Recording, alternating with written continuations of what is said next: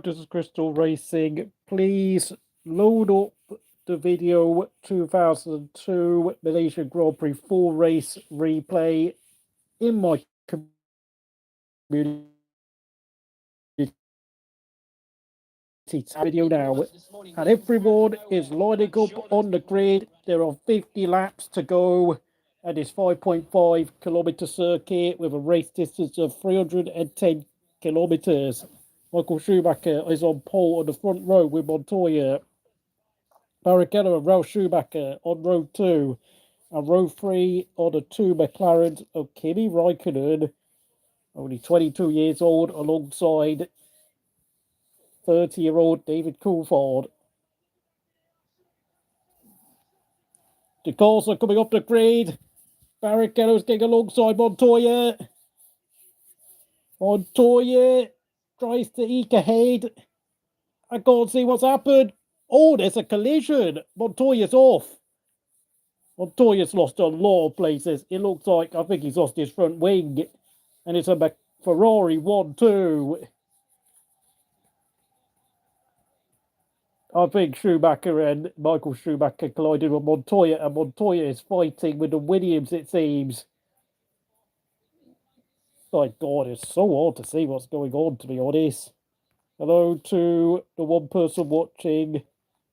This is Crystal Racing doing a rewatch of the 2002 Malaysian Grand Prix just for banter. Barrichello's taken the lead. Of course, we're only just halfway through the first lap, so I will rewrite the order. But of course, Montoya is fallen miles down the order, and I think Nick Heidfels found himself up to... Oh, Schumacher's got damage to his front wing as well. Schumacher's dropping like a... Michael Schumacher in the Ferrari is dropping like a stone, I beg your pardon. His brother Ralf is absolutely fine. Looks like Barrichello is leading over, of course, Ralf Schumacher, who's taken over second place. I think I'm going to have to rewrite this.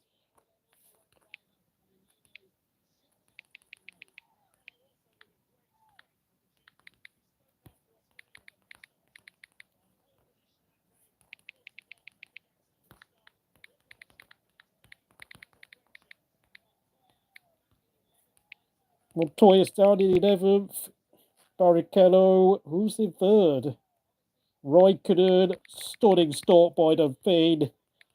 Heidfeld and Bottas 5th and 6th.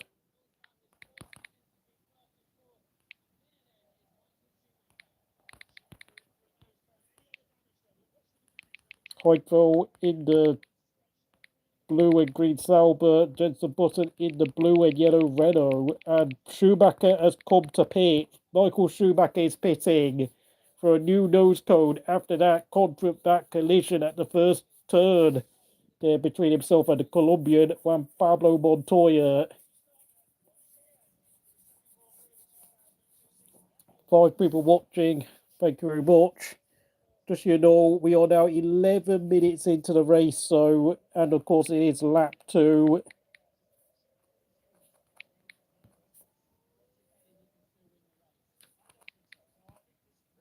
Down in 21st place is Michael Schumacher. Michael Schumacher returns in 21st place with, I think Montoya, front wing actually survived the collision, but Michael Schumacher's paid a huge price for that collision.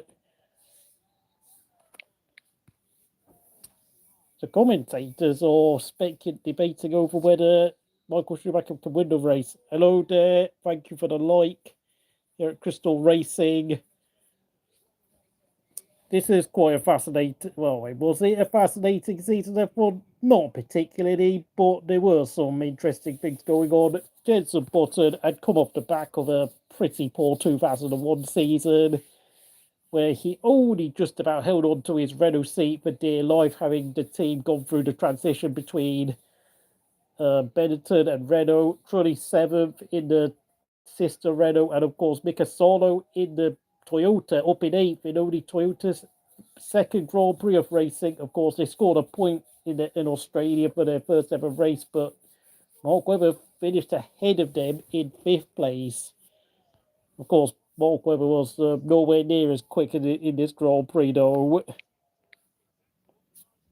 Because, you know, driving a Minardi in it And Fisichella has gone to the pits as he's had damage to his rear wing, and it looks like on lap 2, Takuma Sato climbed all over the top of his Jordan teammate, and Sato lost his front wing. Fisichella was forced to park aside because obviously it takes longer to replace a rear wing than it does for a front wing, and Sato got first priority. Oh, and that's Fisichella going into the garage. It's Chelsea, yes, Chelsea are into the final of the Club World Cup. Congratulations to them. I will do a watch along tomorrow for PSG and Real Madrid, but tonight I'm doing a watch along for Malaysian Grand Prix that took place 23 years ago, and we're about to start lap 4. And that's a 2.7 gap between Barrichello and Ralf. Kimi's falling away by 6.5 seconds. Gotta say it, the McLarens were falling into the clutches of Nick Heidfeld's Sauber. And Solo's gone down to 9th place. Massa's down in 12th place. Dear God, that's not good for Sauber. Bernardi in the Arrows is up to 10th. I think that was Frentzen who made his way up to 8th place.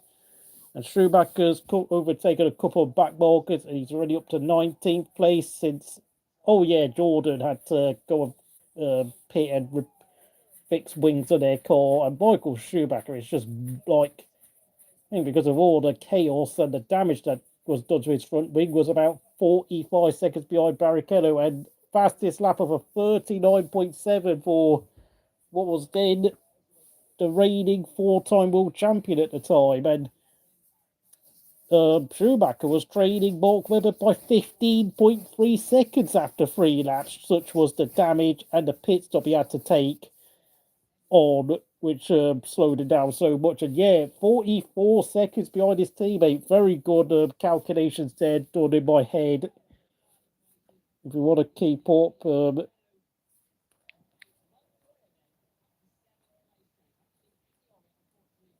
please go to F1 replays, where in my community tab there is a 2002 Malaysian Grand Prix 4 race in the tab, and you can watch it there on a separate screen. And now Barrichello extends his lead to 3.2 seconds.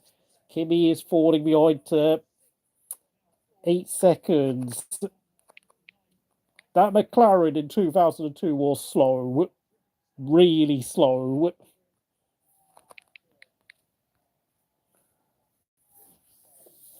Trolley down in 9th, Solo gets 8th place back.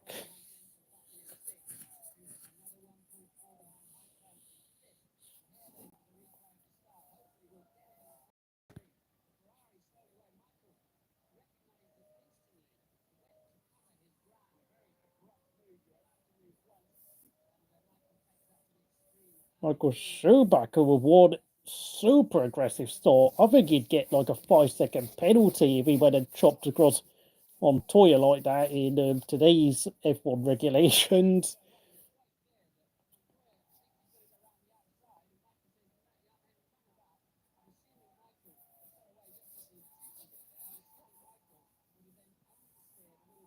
And as it was, Michael Schumacher understayed into Montoya's side pod, and only spoiler for this is that Michael Schumacher, thanks for that, say. Of course, if anyone knows the 2002 season, yes, he finished on the podium in every race, but it has to be said, this was not Schumacher's finest hour. Michael Schumacher, obviously, because his brother Ralf is in the race. And the gap between the lead Ferrari of Barrichello now extends to 3.4 seconds over Ralf Schumacher's Williams.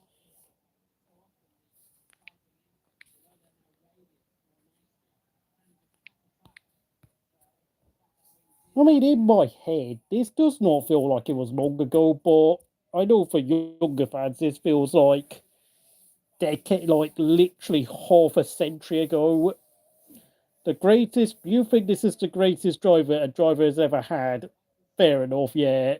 podiums in every single race. And of course, we all know Michael Schumacher sacrificed those race wins for Barrichello after Austria.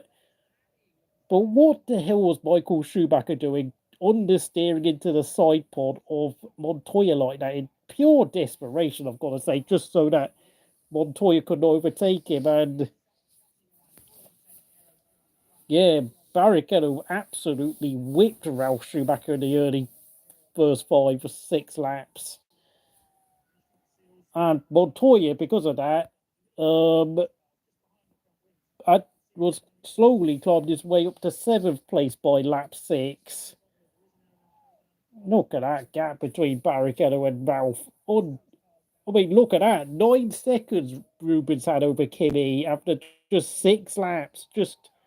Now McLaren was like 1.5 seconds slower per lap, and they were falling into the clutches of Nick Heidfeld in the Sauber, no less.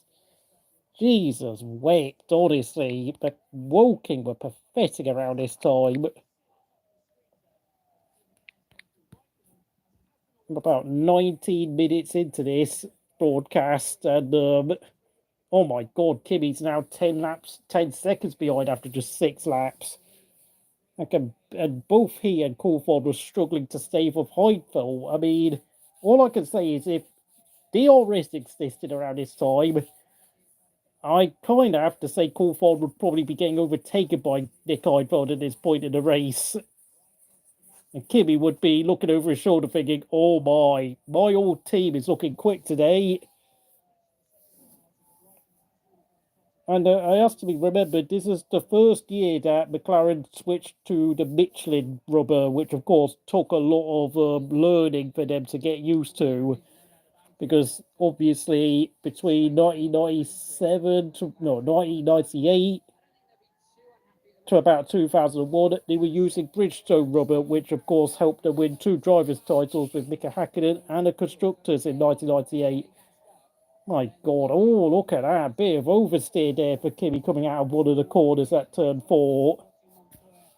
Really struggling for any rear-end grip, those 2 McLarens. And Nick Heidfeld is doing a fine job keeping up with Team Woking. Of course, Nick Heidfeld was a McLaren junior driver, and yet he got passed over for the chance to replace Mika Häkkinen because Ron Dennis rated Kimi Räikkönen as the better talent. Not that I'm fussed. Although I will say, though, I kind of did thought Kimi was a bit of a lucky so-and-so to get a seat like that so early on in his career. Montoya now up to 6th place, having overtaken Jenson Button. Look at that. And Sauber in 8th place behind Jenson Button. 9th place, Adam McNish. 10th place, Trulli. Trulli struggling in the Renault ahead of Benoldi. And Felipe Massa in 12th place ahead of both BARs of Villeneuve and Panis. And 15th place was Eddie Irvine in the sluggish Jaguar. Was 16th was Alex Young, 43 seconds behind. Having said that, I think you've got to say it, Alex Young was actually having a decent start to his home Grand Prix, surprisingly enough.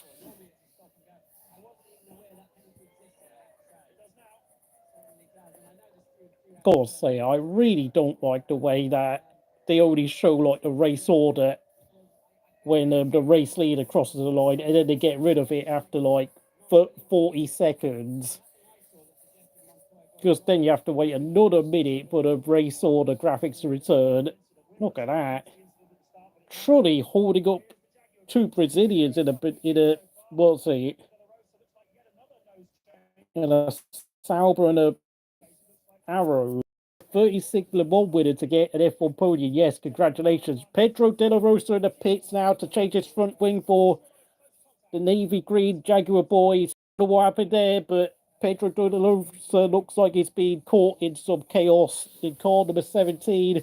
You have to remember back then car numbers were allocated depending on where your team finished in the previous year's constructor standings, or whether your team has a world championship winning driver. Oh, look at that. And that's Trulli pitting and Benaldi.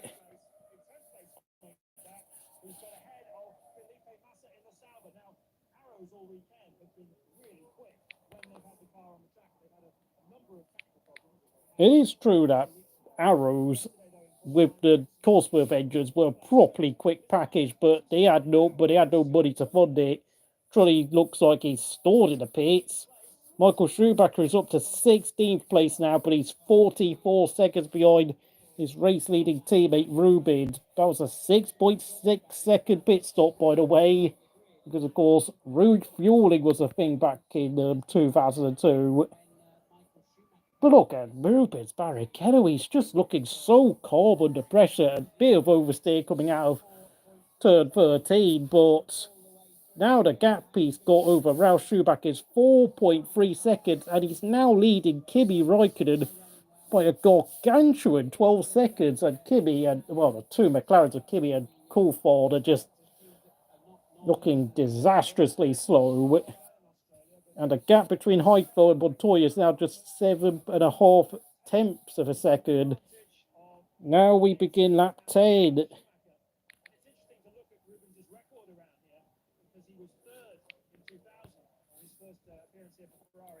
Thank you for 1 like and 8 people watching. This is lap 10.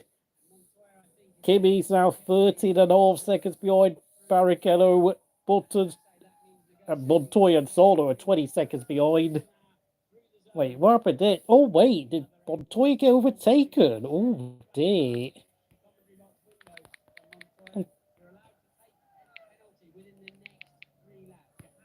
Oh, Montoya's been given a penalty. He's been given a drive-through penalty. That's an absolute joke. Montoya has been given a penalty for colliding with Michael Schumacher on the first lap. Schumacher's now up to 15th place, having overtaken Alex Young. But he still remains nearly 45 seconds behind his teammate Rubens.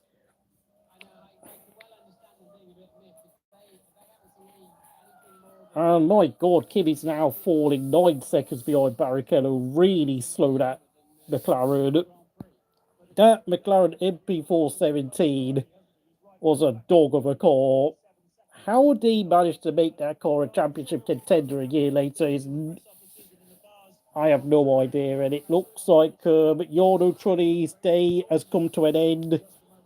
Having pitted the previous lap, car number 14, using Michelin tyres for the rebadged Renault team, is done and dusted. And Olivier Panis, the king of bad luck, also retiring from the race in his BAR Honda, using Bridgestone tyres. The Frenchman just cannot, as always, couldn't catch a break. And I mean, the BAR cars were so bloody rubbish in this season. Just so you know, BAR, British American Racing, will later rebash the Honda, who were then bought out by Ross Brawn with that legendary 2009 championship winning season with Jenson Button. And then, of course, they were rebranded to what we now know as Mercedes AMG.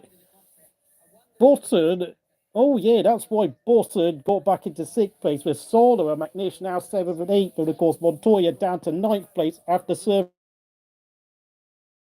Zhou, despite having pitted, is actually in front of Mark Webber in 15th place, such as the difficulties of the humidity here in Sepang.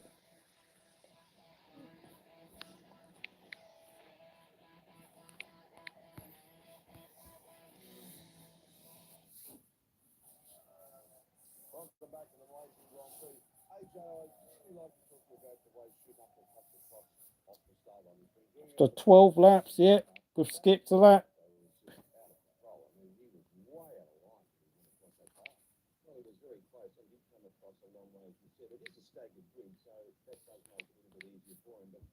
Just so you know, it's Australian TV transcribing for us. Barrichello's gap over Ralf Schumacher is extended to 6 seconds. Of course, Williams were being powered by BMW engines, and that's 18 seconds. Raikkonen trails Barrichello at this point. And Coulthard. Heidfeld overtook Coulthard for 4th. My goodness me, Coulthard really was beginning to decline at this point in F1. Heidfeld took Coulthard for 4th place. Insane. And now Michael Schumacher's climbed up to 12th place and he's only less than 2 seconds behind his future teammate Felipe Massa Sauber, who is struggling to overtake Enrique Bernardi's arrows, of course. Felipe Massa getting accustomed to the David Coulthard 2001 Monaco Grand Prix experience where he couldn't find a way past Bernardi's super big and wide orange arrows car. Of course, with a Cosworth engine now replacing the clunky old Peugeot / Asia Tech engine the team used the year before. Overtaking Bernardi was a now much harder task, and Solo and McNish still in 7th and 8th place, ahead of Montoya's Williams BMW. Bernardi's now in the top 10. Villeneuve 13th, Irvine 14th, Schumacher 12th. Young ahead of Webber, Sato still in the race in 17th, 18th De La Rosa, 19th Frentzen. Retirees, Giancarlo Fisichella, Panis and Trulli after Giancarlo Fisichella had his rear wing destroyed and decided to walk out of the car because he just couldn't, well, the team had to fix Takuma Sato's front wing and Fisichella just realised there was no hope of getting points. Top speeds, Montoya 309 kilometers per hour, Schumacher 307 kilometers and easily streams past Felipe Massa Sauber, though of course even though Sauber were using an engine badge as a Petronas, it was really a 2001 Ferrari V10. Kimi now falls 19 seconds behind. Oh my God, what's happening here? Coulthard really struggling. I mean, did Coulthard pit?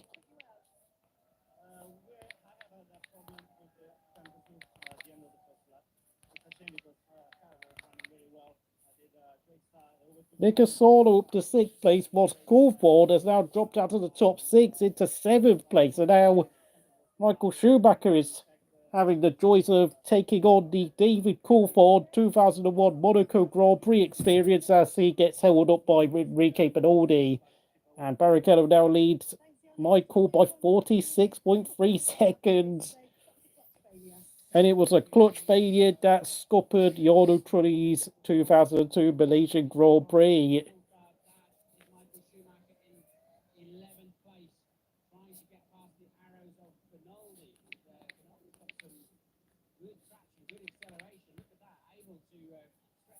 But Enrique Bernardi knew how to defend, I'll give him that.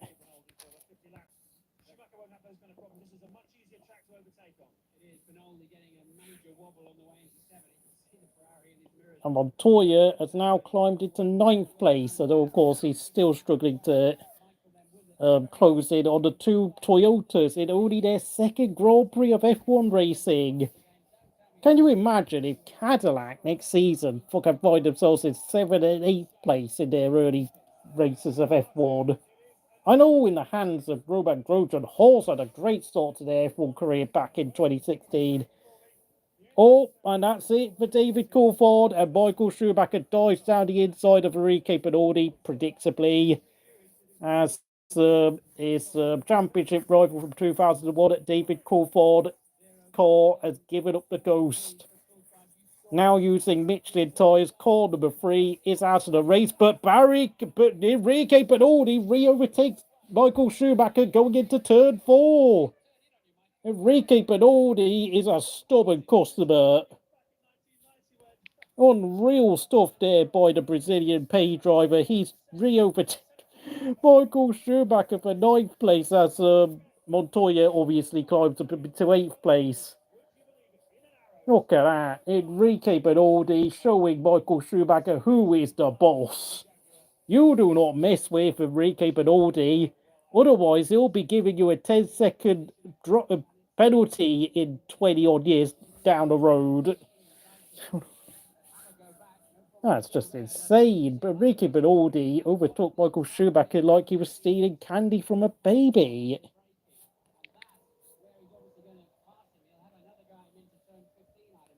And fastest lap is now Ralf Schumacher with a 39.6. Funnily enough, that was actually the same sort of lap times they were doing by like 2016-ish. Schumacher re-overtakes Benaldi going into the final hairpin. And he hit a top speed of 309.4 kilometers per hour using Benaldi's slipstream. And this time he's buried Benaldi into the sand once and for all, with Massa having lost no time trailing the pair of them.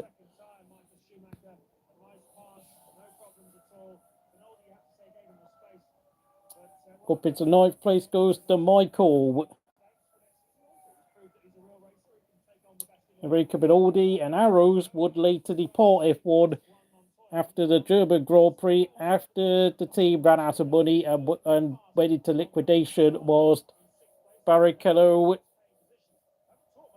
is on the verge of lapping Takuma Sato after only 17 laps of racing. And of course, Sato did have to go into his workshop for repairs. And Barrichello leads Schumacher Ralf by just 5.7 seconds. So the gap has fallen a little, but where's Kimi Räikkönen? Like, how far behind is Kimi? Kimi's now 22.3 seconds behind Barrichello. Good grief, that McLaren is slow.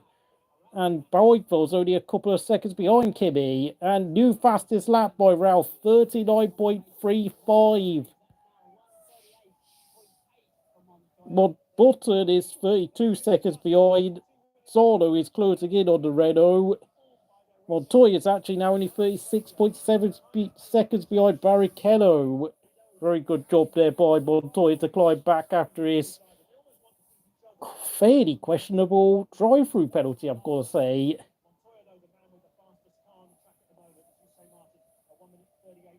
Schumacher's cutting the gap, now under 5.4 seconds.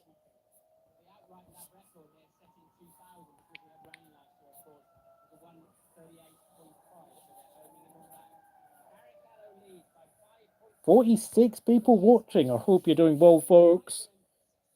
This is my live watch along. Please go to my community tab to see my Formula 1 replay of the 2002 Malaysian Grand Prix. And now we go to an advert break. Nick Heidfeld pits. Nick Heidfeld pits.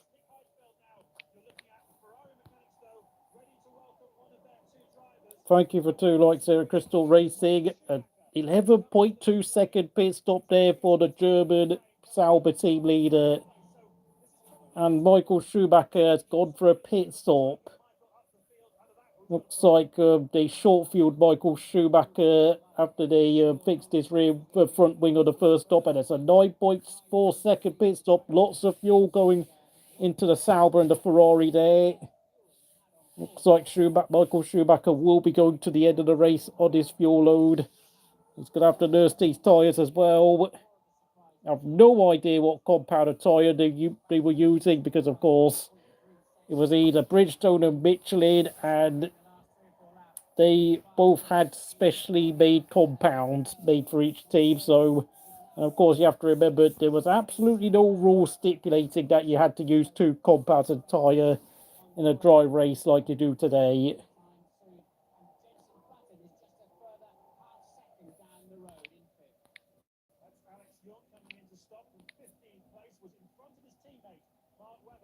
Alex Young pits from 15th, having actually led Mark Webber. 9, 10. Oh, he stalled. Oh, no. And it's taken 15.4 seconds for the local Malaysian driver to exit his pits. Shocking. Oh, dear. Gremlins in the minority. Asia Tech Corp. But he got out safe and sound. Dodgy clutch there for the backmarker Italian team from Faenza, who are nowadays better known as the Racing Bull teams. Of course, got rebranded by Red Bull as Toro Rosso in 2006. AlphaTauri in 2020, and now Racing Bulls. Barrichello, Ralf Schumacher, Räikkönen, Button. Montoya's up to 5th.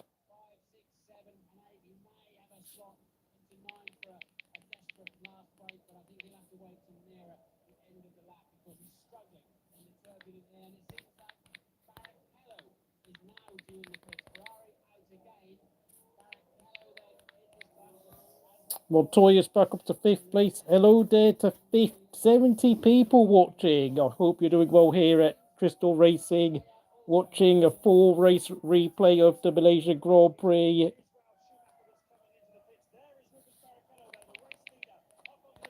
And Barrichello pits. The race leader is in, folks. Lots of, well, that was, we need 6.6 seconds stop. Light fuel there for Barrichello's pit stop. Looks like he's going to do a 2-stop strategy here at Sepang this afternoon. Of course, this race was held at like, I don't know, 7 o'clock in the morning for us in Britain. And he comes out behind Kimi Räikkönen, who has been a lot slower than Barrichello, so that's Barrichello back out in 3rd place.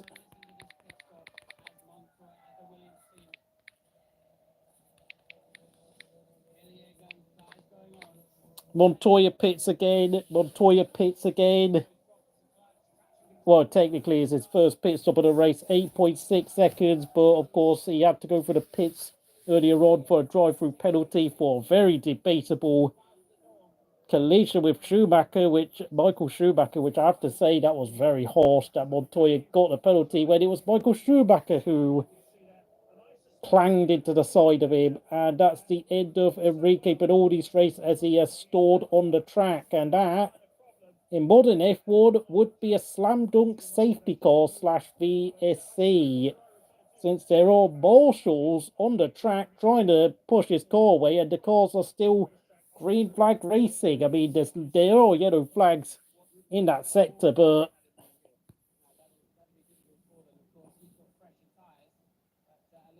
lost count of what lap it is. Barrichello struggling to get his tyres warmed up, with Kimi Räikkönen struggling for pace in front of him. McLaren MP417 was not a fast car at all. Is it lap 21 now? I've lost count. 23 actually.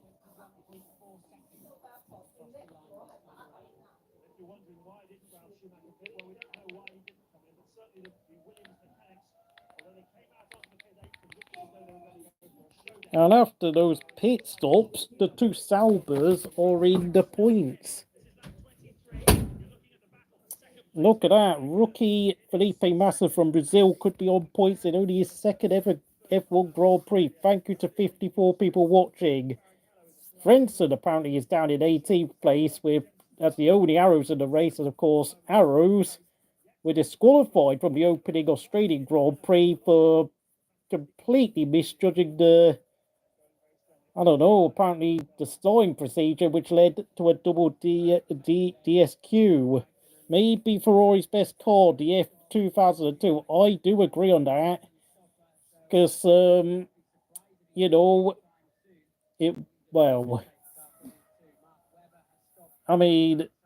it was only introduced at the Brazilian Grand Prix, which of course Michael Schumacher won. The only race it lost was the Monaco Grand Prix, where Michael Schumacher was severely held up by David Coulthard, who clung on to win. Then, of course, it was continued to be used until the 2003 San Marino Grand Prix, where, despite a poor start to the season, where, of course, Kimi Räikkönen, David Coulthard, and Giancarlo Fisichella won the first 3 races of 2003, although Michael Schumacher definitely had the pace to win at Australia, and, well, if it wasn't for, he won San Marino at Imola, so I think that F2002 car only lost 4 Grand Prix in its use. Ralf Schumacher's lead over Kimi Räikkönen is now 22.6 seconds. Insanely fast.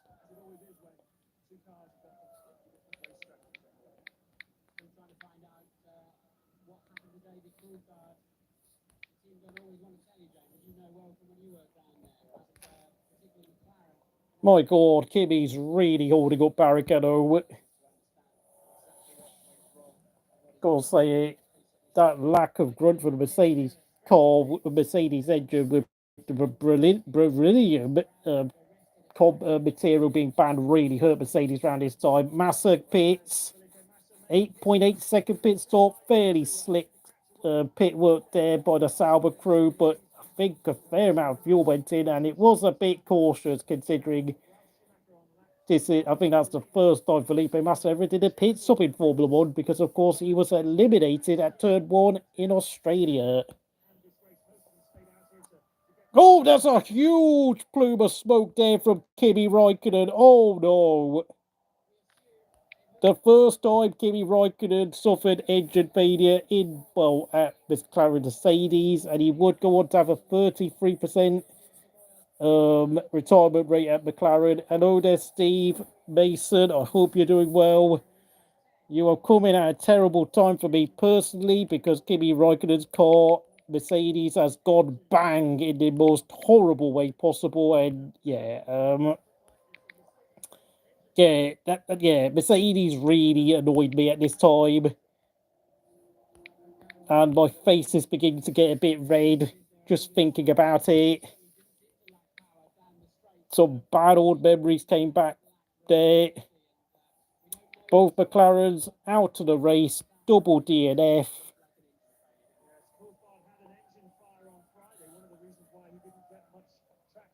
Trying to think who's that in front of the Sauber. Is that Montoya? Or is that Ralf Schumacher? Has he pitted? I'm confused at some of the... Okay, Ralf Schumacher is leading. I think that's got to be Montoya, surely. Oh no, was that Felipe Massa getting lapped? Blimey, Felipe Massa lost a lot of time in the pit stops then. Oh my God, the gap between the front cars and the midfield cars was monted. Yeah, that's one way of saying it.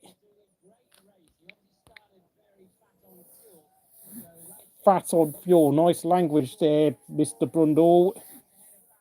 You'd probably get cancelled for saying fat on fuel nowadays, Mr. Martin Brundle. 25 laps completed. Ralf Schumacher now leading Barrichello by 24.1 seconds. And Barrichello really suffered being held up by Kimi Räikkönen. Who the hell was in third place? It sure must have been Jenson Button, surely. Yeah, 38.4 seconds. Who was in fourth place?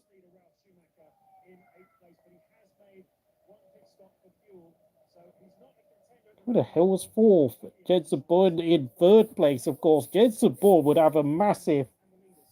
there was like... I think Jenson took like four years to end his... wait for his podium. I mean, 3 likes, thank you very much here at Crystal Racing.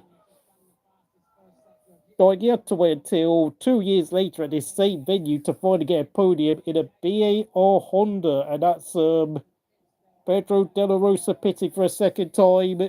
9.2 second pit stop. Lots of cars taking on heavy fuel loads. And here's Alan McNish. I still what the hell Kimi Räikkönen have done to be treated like a bag of dirt by the racing gods, honestly. He should have had at least 2 championships at McLaren. I will never,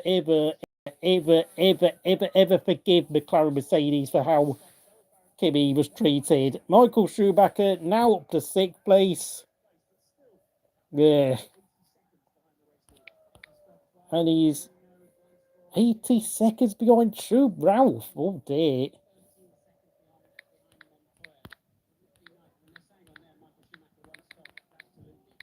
Villeneuve 7th, Irvine 8th.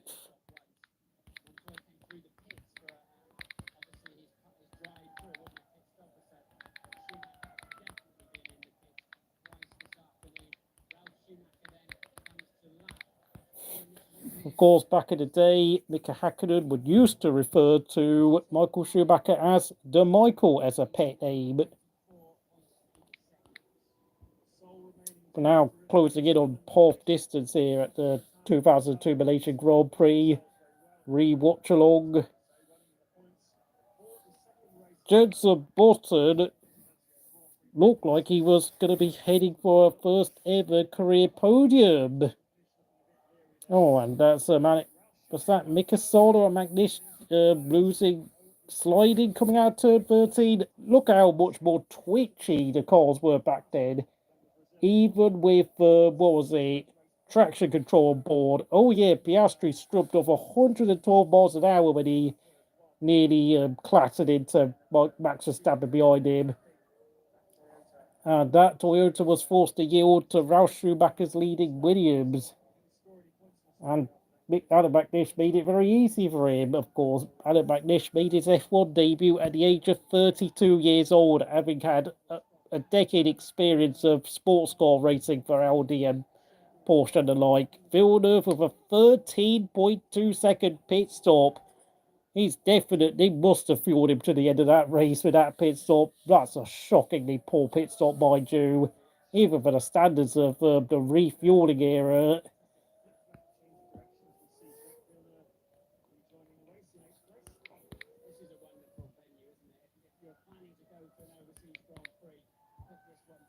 Malaysia, no grid humidity. Drivers used to pass out when they departed their cockpits. And of course, it was made far worse by the fact that they were having to refuel the cars. Eddie Irvine off the track, having lost his front wing. I don't know what happened there.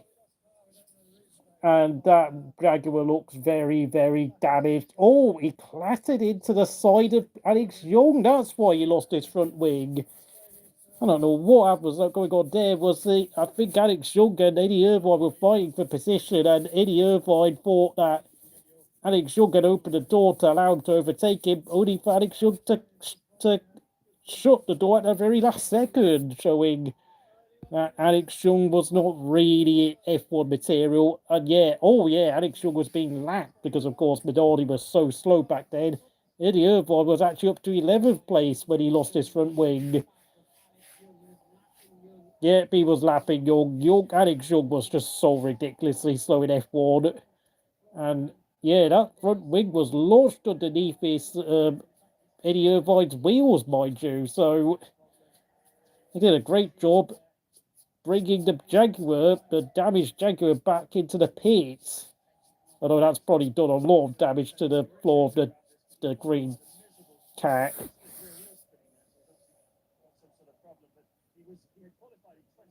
This is going to be a lengthy pit stop for Eddie. Bit of fuel going on board, probably getting fuel to the end of the race.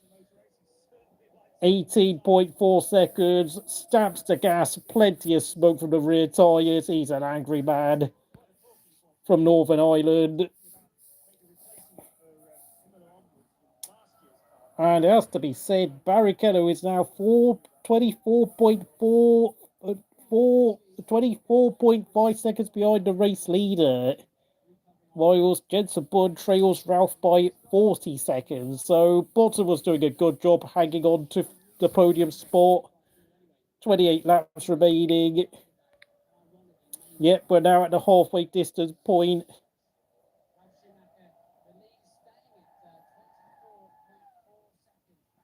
Ralf Schumacher was just so calm and composed in the race lead. We're now exactly at half distance at this replay. New fastest lap, 38.37 seconds there for Ralphie. We're starting lap 30. Ralph's pace was just phenomenal when everything was working his way.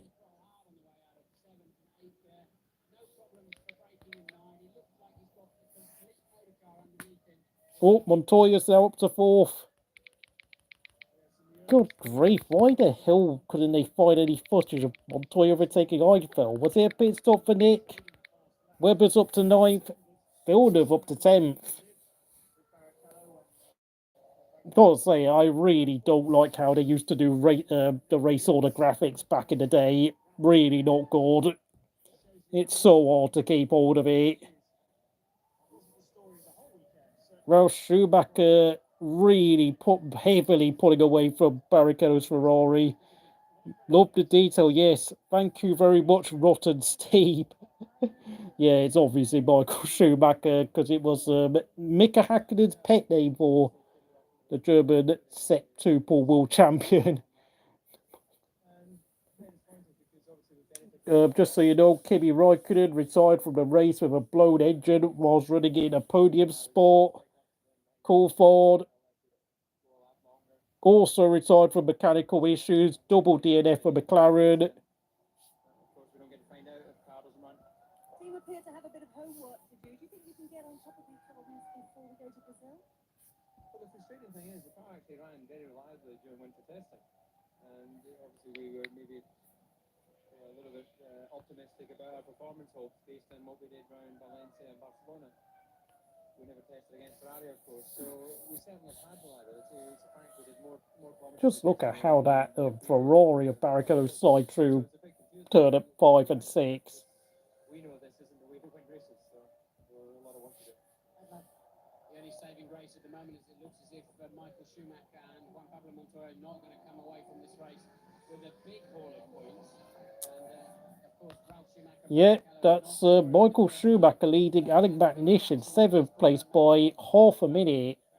And apparently, I think Alex McNish had a really bad pit stop in this race, which costed him any chances of scoring a point in this race, which of course Alex McNish would end his whole entire F1 career without a single point to his name. Mark Webber, Chrysler Toyota, yes indeed. 14.6 second pit stop there for Mark Webber down at Minardi. I mean, Alex Young had an 18.3 second pit stop, so yeah, looks like Racing Bulls and Red Bull have improved the Italian team's pit stops in the past 2 decades, of course. Oh dear, shocking stuff by the boys in black from Faenza. And that's Ralf Schumacher pitting. Ralf Schumacher, 24 seconds in hand over second place Barrichello. It's got to be a good stop here by the BMW-powered Williams crew. White and blue in the pits. It lots of fuel going in. 11.0 second pit stop. Very efficient, but it was, I think that's got to be fuel to the end for Ralf.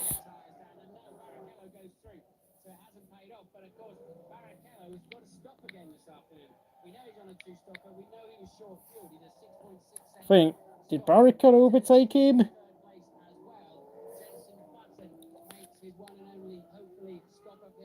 That's got to be Barrichello in the lead again. That was a really long pit stop for car number 5, whilst car number 2 back in the lead with a nice cushion over Ralf. Just so you know, the cars were allocated numbers according to where their teams finished in the previous year's constructors' standings. They did not introduce personalised number plates until 2014, when of course Kimi Räikkönen was the only driver to stick with his previous year's number, because now I know at the time he said, oh, because it's the same number I used in 2013, but the truth was Kimi stayed with number 7 because Nico Rosberg wanted to race with number 6 because his dad won a championship with it. Kimi Räikkönen had planned to use number 6, but because Nico made the request to use his father's number, Kimi gave way. Turns out Kimi had a good reason to use car number 7. Was this the time when Jenson Button got his party image in the press? Yes, it was.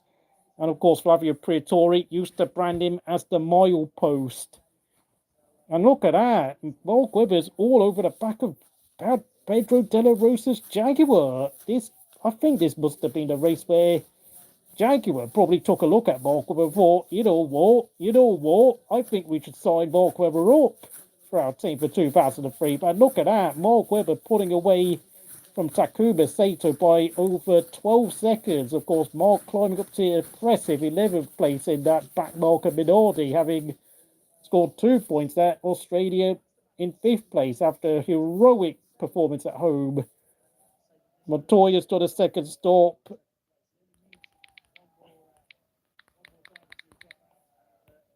But down to 5th.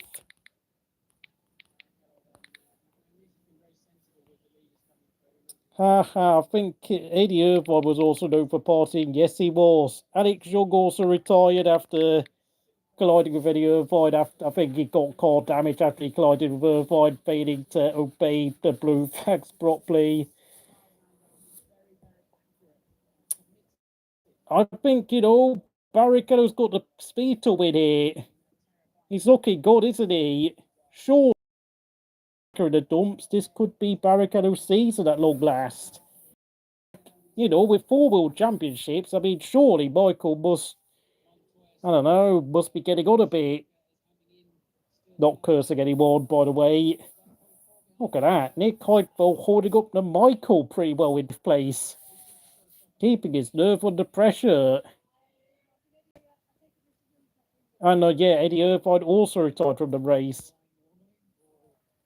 He just made a mistake and didn't see, I don't know. I was coming in that lap or the next lap, so I had to push. He made it look like he was leaving me all the room in the world and just chop across. Maybe that's his line. Unknown future. What actually caused you to stop, though? It looks like we lost hydraulic pressure before the pit stop. So as I came into the pits, it wouldn't disengage the clutch. The Michael in your mirrors.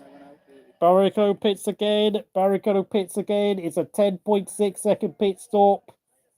Bit slow considering it's a two-stopper for the Brazilian.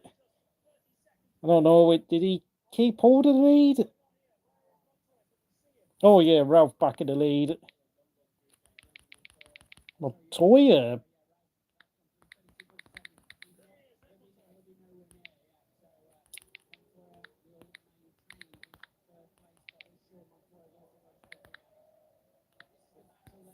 That worked out pretty poorly there for car number 2 at Ferrari. Schumacher slipstreaming Heidfeld as Sato pulls over to be lapped yet again. And that's a very, very smooth overtake there by the Michael, who, of course, Nick Heidfeld was distracted by Sato, who was probably under strict orders to not bin the car again. Mark Webber out of the race at this point. Thank you for the update. Of course, he's a back marker, so it's not like I'm going to be watching him, I'm afraid.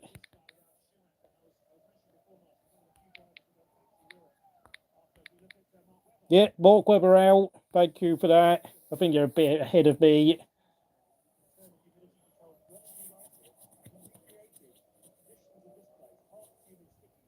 Don't know what happened there to Mark. I mean, his car's peached in the gravel with, of course, the yellow sand smudging his tyres. Not bad for number 2 driver. 9 career wins. Sebastian Vettel's lapdog, unfortunately, much to my own chagrin. Oh, right, Barrichello actually did keep... Okay, Montoya pitted again, so... Gotta say it, the FOM camera were pretty bad back here, and I think, I'm not sure whether it was Malaysian TV doing the broadcast, but my God, I've missed out so much stuff through watching this replay. Honestly, it's really poor. Hello there, Benny Mix. Which F1 team do I support? I've never really supported a team, to be honest. I think after Kimi Räikkönen retired, I focused mostly on supporting Pierre Gasly and Alex Albon. So I'm kind of got my eyes on Alpine and Williams for the large part these days. 10.2 second pit stop there for Quick Nick at Sauber. Don't know where he came out, but of course he was in 6th place when he entered the pit lane here at Sepang.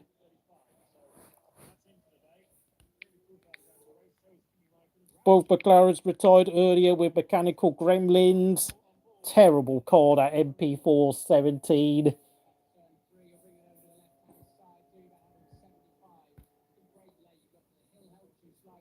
On board with Nick Heidfeld, who's come out in 6th place. Such was the gap between himself and Alec McNish, who was about more than half a minute behind the number 7 Sauber.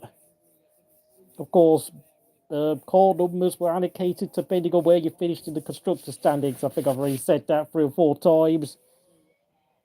And looks like Ralf Schumacher, Felipe Massa, who's in 8th place behind Adam McNish. Always got a soft spot for Williams. Yeah, I've always had a soft spot for Williams.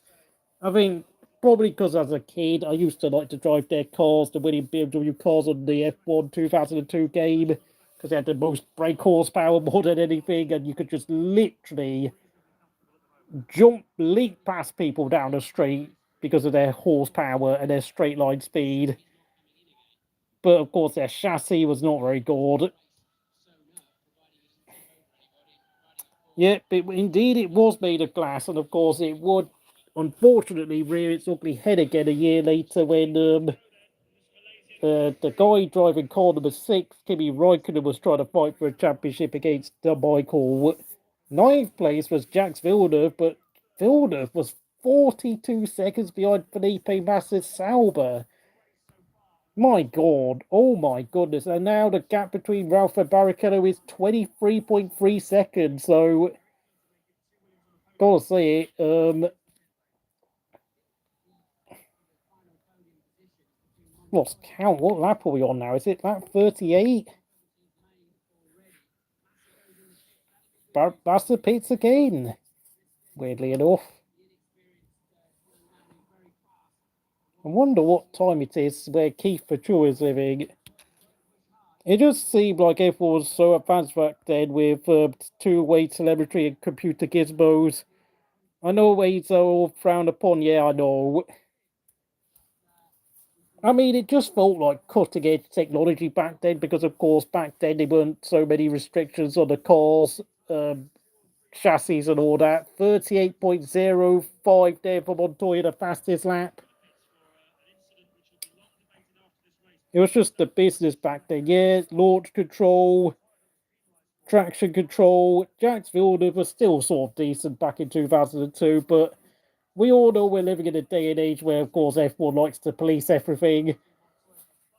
Oh, but Barrichello was actually closing in on Ralf Schumacher by a rate of over a second a lap at this point, so about 16 laps to go, folks.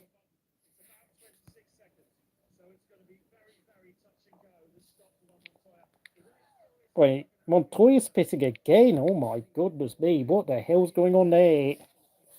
Oh yeah, oh yeah, I forgot. The first stop for Montoya was a drive-through penalty. That's why I get confused. But Montoya was already falling behind Barrichello anyway. Bottas down in 4th place. Are you doing 4 seasons or random races? I'm doing random races for this. If I do like 4 seasons, I'm just gonna have to like sum up my thoughts in like, I don't know, a random way, but it won't be like.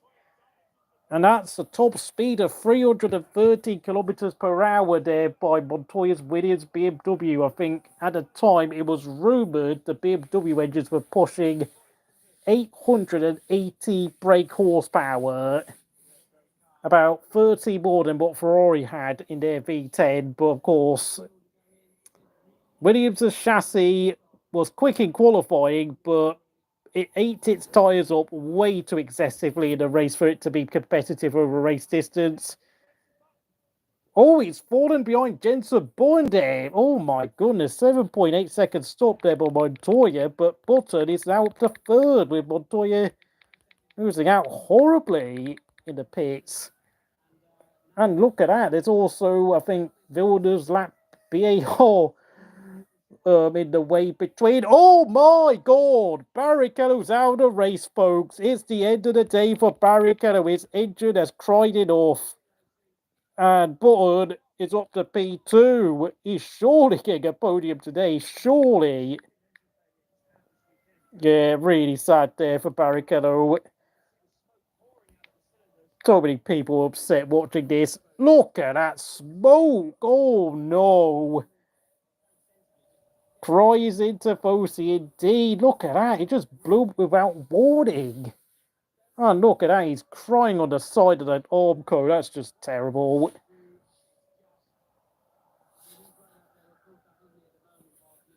Shame for Rubens, indeed it was. Such a good race. Was his teammate was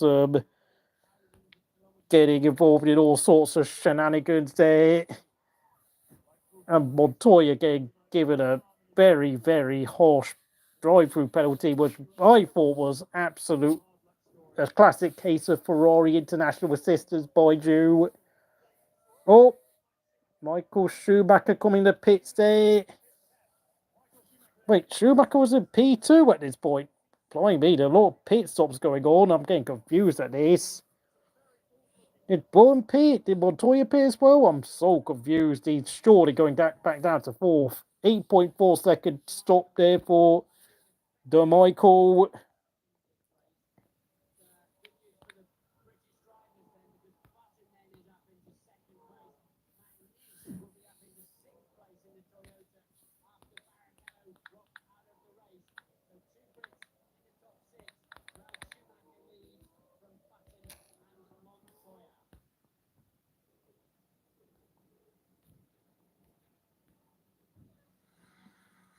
And look at that, Scotsman and Magnesius Toyota's in a points place. It looks like Toyota could get points 2 races in a row in their first 2 starts.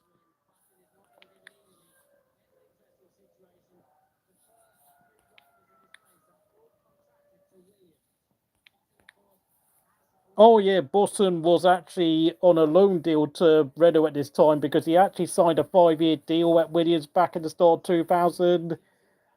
And of course that caused this contractual saga later on at BAR where Williams were like, we've got an option of Button's contract and we want him back. 13 laps to go, Ralf Schumacher on course to win his first race of the season. After that, untimely engine kapung for the Michaels teammate Rubens Barrichello. Montoya's trying to line up a overtake here on the mild 7 Renault.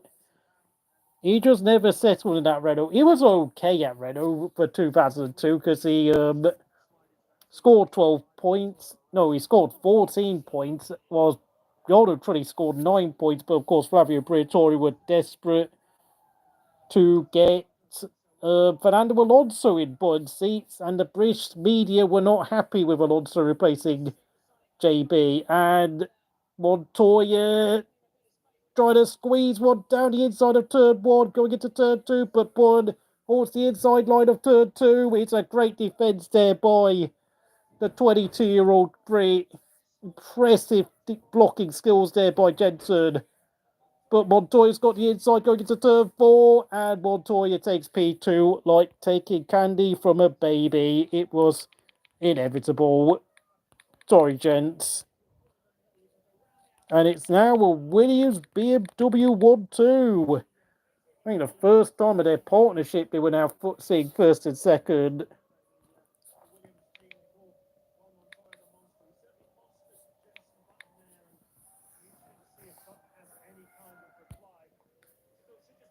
Just 12 laps to go, everyone.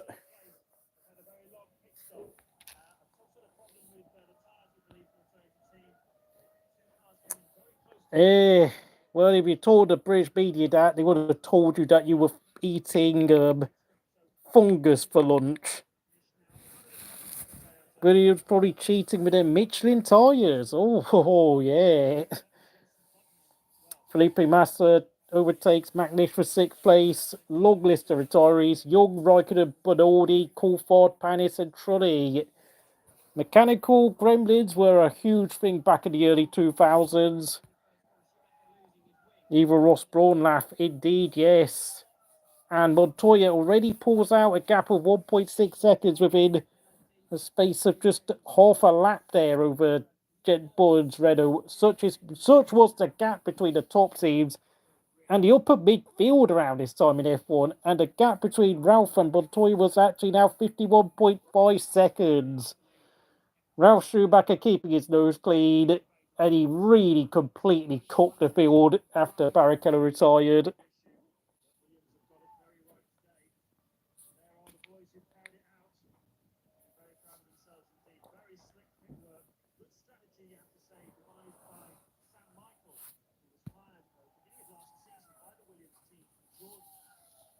oversee such things as race strategy, be in charge of all the engineering at the racetracks and the test tracks. He really has injected some nous and some street smarts into these Williams.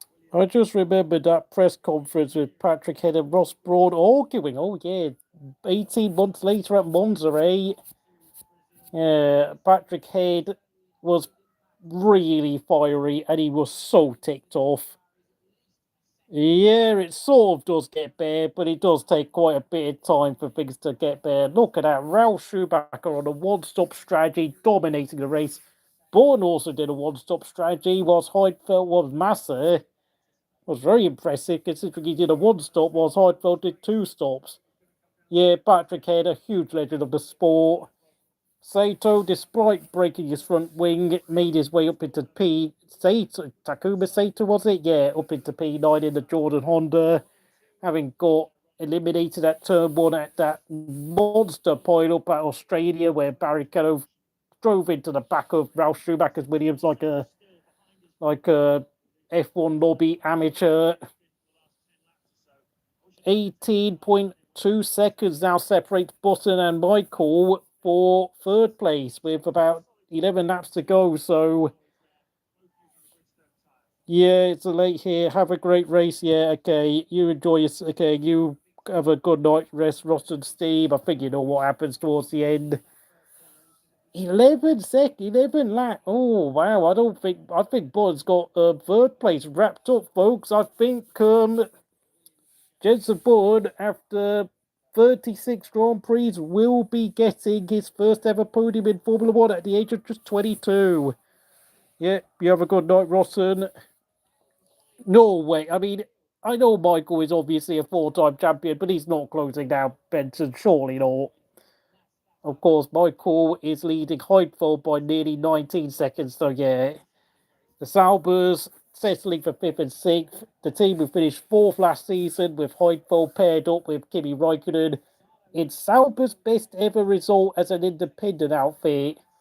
There's Mika Solo coming out of the pits. I don't know how far down the order he is, but it's a race that's gone horribly wrong there for Toyota. 4 likes. Thank you for watching. 8 people watching here at Crystal Racing.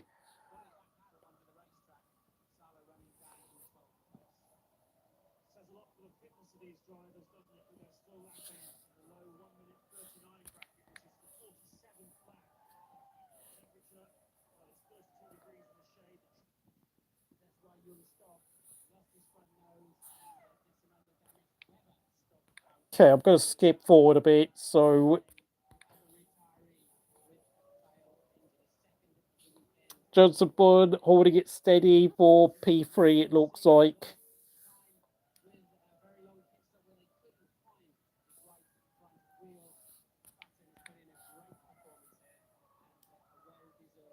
Of course, the Michelin tyres were a bit inconsistent in his time in F1, so Felipe Massa is actually getting lapped by Bond. So I have to say, Felipe Massa did a good job to hold on for a point. His race pace was not all that, considering it was only his second race in F1, and his teammate Nick Heidfeld utilised the experience very well. Having said that, Jensen was now 5.4 seconds behind Montoya after, 49 laps of this race?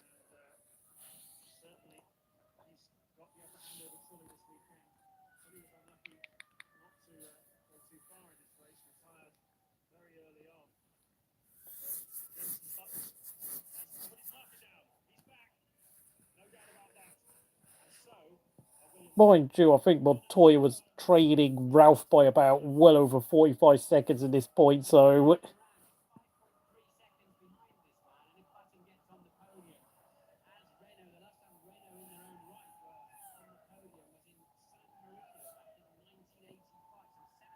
Wow, 1985 San Marino was the last time Renault took the podium before this Grand Prix, surprisingly. At this point, Ralph is slightly easing off the gas with Montoya closing in within about under 50 seconds. Alan McNish in 7th place. Back then, the worst position to be in F1.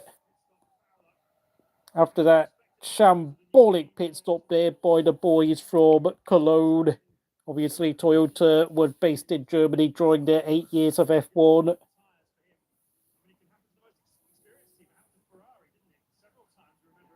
And look at that. Magnussen was 23 seconds behind Massa. It has to be said. Toyota blew their chances of making it points in 2 races there in their opening 2 starts in F1. 12 people watching, 4 likes here at Crystal Racing. Oh, we got only 4 laps to go. Okay, I skipped ahead quite a fair bit. So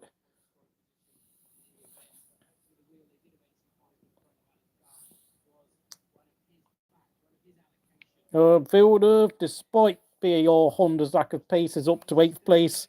Hello there, Forte analysts, and thank you for joining. De La Rosa behind Takuma Sato in the top 10. Frentzen 11th.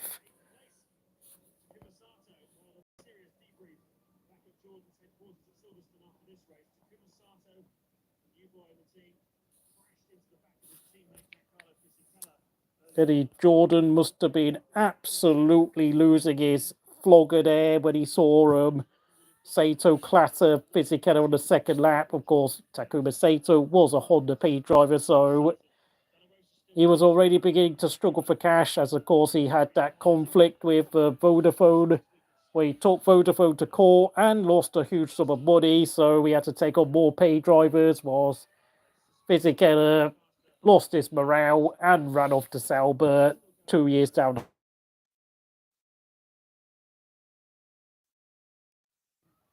I am so sorry about that. What on earth is going on with my stream? I apologize. I don't know why my stream flipped out like that, but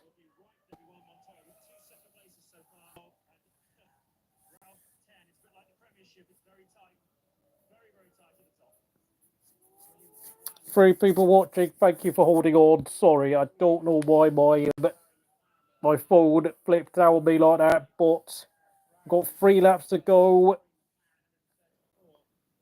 Looks like Button is safe. Let's see the time gaps. I can't see it. They're just giving us number of pit stops, which is so moronic.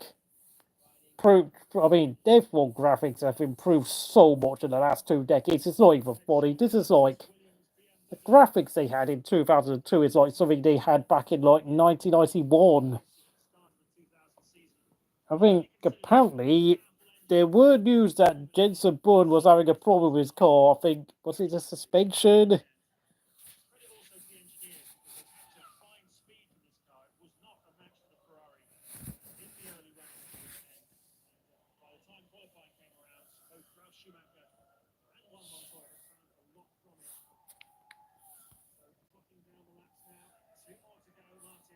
Just 2 to go, folks.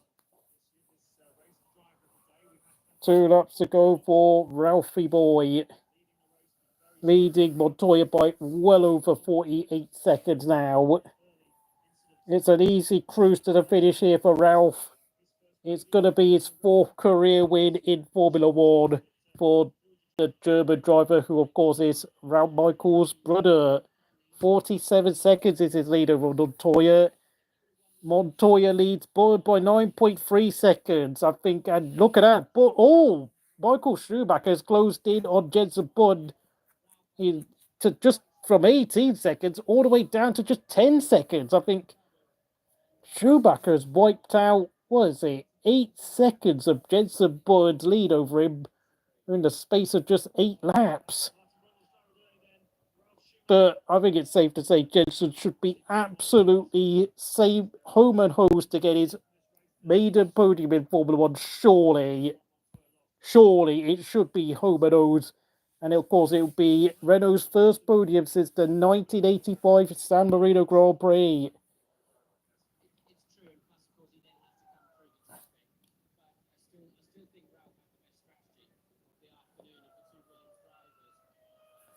Well, if you say so, say. But we've got 1.5 laps to go here.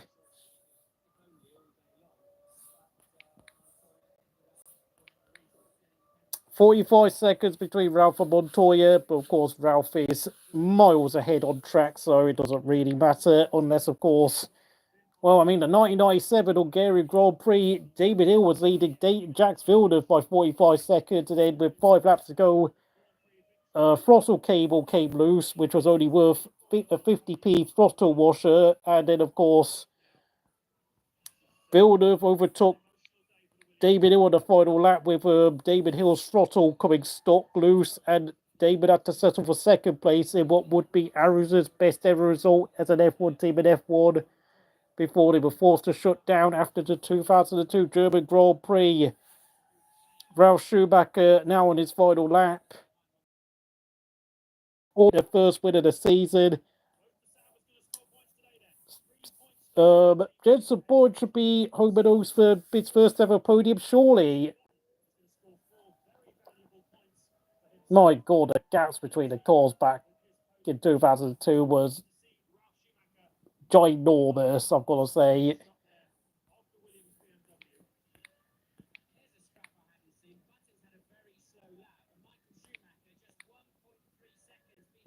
Oh my God.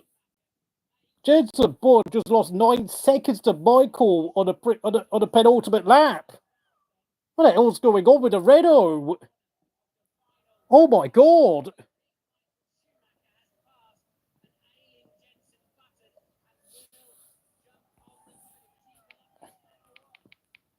That's insane. Michael Schumacher has actually overtaken Jenson Button for third, and Ralf Schumacher crosses the line to win the Malaysian Grand Prix. I didn't notice. Yeah, that's right, Stephen. Ralf has won the race. There's a checkered flag to his name. Race is over for...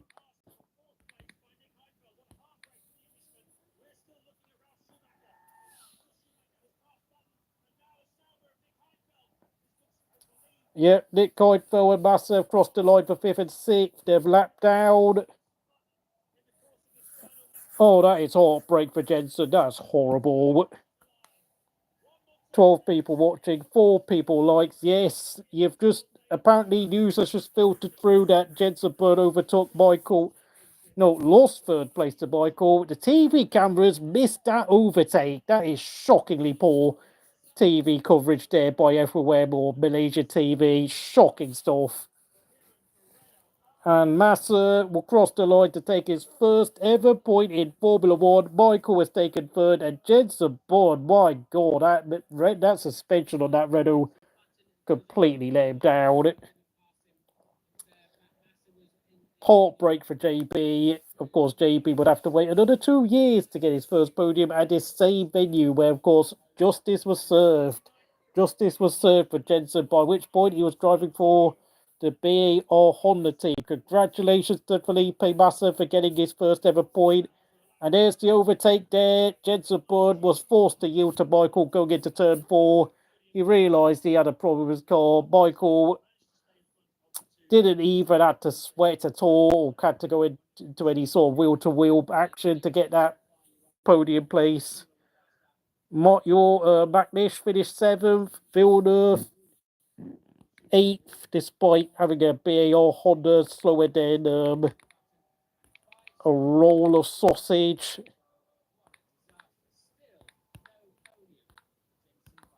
Ugh. Poor old Jenson. There we go. Hello there, AFC Augsburg forever. I do not speak German. I have no idea what you're talking about, but your fellow countryman, Ralf Schumacher, won the race by well over 45 seconds in the Williams BMW.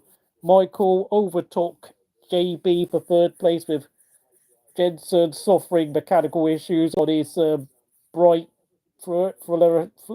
fluorescent and yellow blue Renault. Very sad for Jenson. He looked like he was nailed on to get that final podium spot, but his car let him down at the worst possible moment. And I think it's time for me to end this stream because my voice is absolutely cream crackered. Thank you for joining me. Yeah, of course, we forget about the tyre wear these days. Absolutely. Well, they always fairly confident going into Malaysia that the hot weather would sort of help the Michelin tyres. They seem to enjoy those conditions a bit better than the Bridgestones at this stage. But, no, a fantastic result for Compact too, because they really are quite a serious partner with Thank you, Stephen. Thank you, everyone, here at Crystal Racing, and I'll see you again very soon. Just straight. Magnificent. I mean, it's in the middle of nowhere.